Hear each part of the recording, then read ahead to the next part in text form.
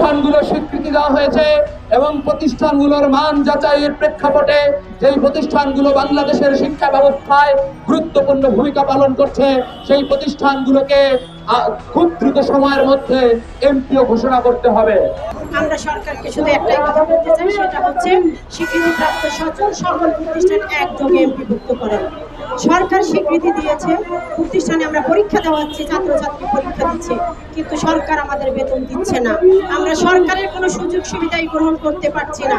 আমরা পড়াচ্ছি, আমরা পরিশ্রম করছি, আমরা পরিশ্রমের মূল্যায়ন হচ্ছে না আমাদেরকে। দিনের পর দিন নন এমপিওভুক্ত এই শিক্ষকেরা মানবেতর জীবনযাপন করছেন। তাদের যে প্রাপ্য প্রাপ্তিগুলা সেইগুলো তারা পাচ্ছেন না। তারা না পাচ্ছেন ঠিক মতো বেতন কাঠামোতে বেতন, না পাচ্ছেন চিকিৎসা ভাতা, না পাচ্ছে তাদের বাসা ভাড়া, না পাচ্ছে অন্যান্য উৎসব ভাতা এবং অন্যান্য সুযোগ সুবিধাগুলো। তাহলে তারা যদি ভালো না থাকতে পারে কি করে একটা সুন্দর জাতি তারা উপহার দেবে? আমরা জাতি চাবো সুন্দর, জাতি চাবো শিক্ষিত, কিন্তু এই শিক্ষা যারা দিবেন, এই শিক্ষিত জাতি যারা গড়বেন, তাদেরকে ন্যূনতম সুবিধা আমরা দেব না, তাদের প্রাপ্য অধিকার আমরা দেব না। তাহলে কি করে হবে? আমাদের বাংলাদেশের যে শিক্ষা ব্যবস্থার যে প্রতিষ্ঠানগুলো রয়েছে তাদেরকে জাতীয়করণ করতে হবে। যারা বাংলাদেশের সবচেয়ে বড় শিক্ষা সেক্টরটি পরিচালনা করেন তারা হচ্ছে এমপিও নন এমপিও শিক্ষক সমাজরা। এই এমপিও নন এমপিও শিক্ষক সমাজের মধ্যে বৈষম্য রেখে এবং জাতীয়করণ এবং এমপিওভুক্ত এবং নন এমপিও শিক্ষার মধ্যে হাজার হাজার স্তর করে বৈষম্য রেখে শিক্ষা ব্যবস্থাকে দমিয়ে রাখাটা যাবে না। আমরা অন্তর্বর্তীকালীন সরকারকে স্পষ্ট করে বলতে চাই, নন এমপিও যতগুলো স্বীকৃতিপ্রাপ্ত প্রতিষ্ঠান রয়েছে সেই প্রতিষ্ঠানগুলোকে দ্রুত সময়ের মধ্যে এমপিওকরণের ক্ষেত্রে উদ্যোগ গ্রহণ করতে হবে।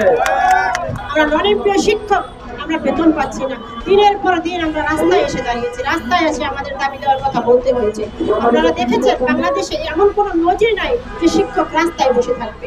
শিক্ষক রাস্তায় বসে তাদের দাবি দেওয়ার জন্য কথা বলবে, কিন্তু আমরা আজ রাস্তায়। আমরা বাংলাদেশ সরকার প্রধান উপদেষ্টা এবং শিক্ষা প্রতিষ্ঠানের কাছে বলতে চাই, শিক্ষা প্রতিষ্ঠান ইতিমধ্যে বলেছেন যে আমাদের নন এমপিও শিক্ষা প্রতিষ্ঠানে এমপিভুক্ত করবেন, কিন্তু আমরা দেখেছি তার কাজগুলো কচ্ছপের মতো এগুচ্ছে।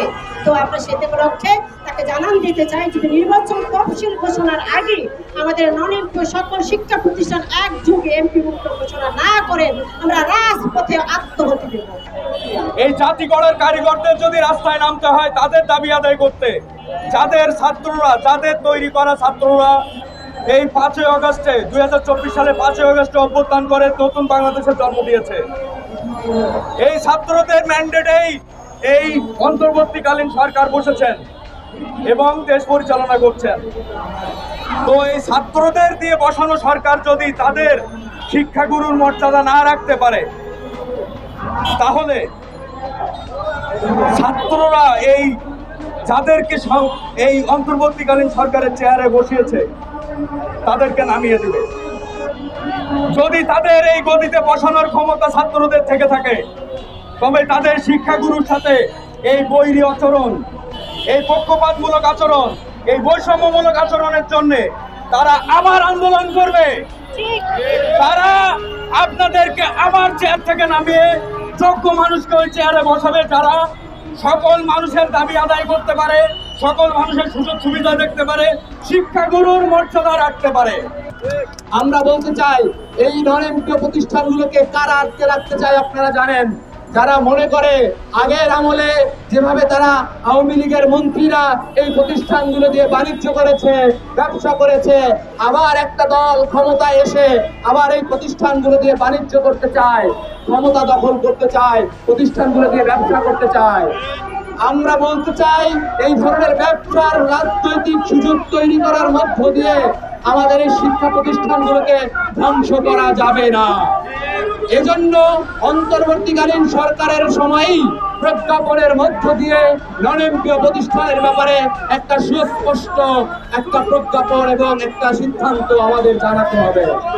যদি জানানো না হয়, আজকে এখানে মানববন্ধন হয়েছে, আগামীকালকে আন্দোলন হবে, পরশুদিন রাজপথ ঘেরাও হবে, তারপরের দিন সচিবালয় মার্চ হবে।